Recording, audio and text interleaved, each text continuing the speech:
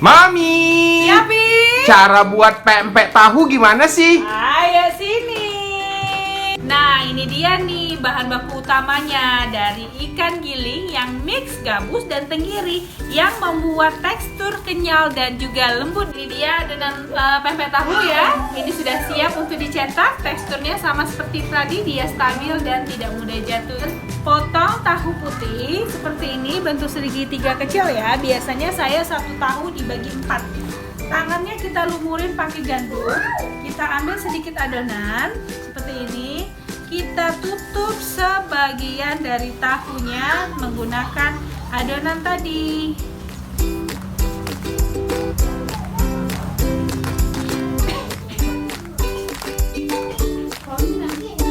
Nah, kita lumurin tapi bagian bawahnya tetap ada tahu ya. Nah, setelah terbungkus sempurna seperti ini, kita masukkan ke dalam minyak panas.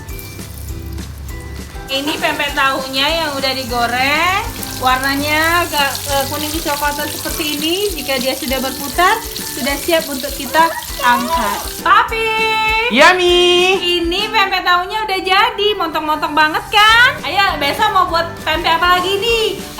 Pempek crispy gimana? Kalau banyak yang komen mau, nanti Mami bikinin ya.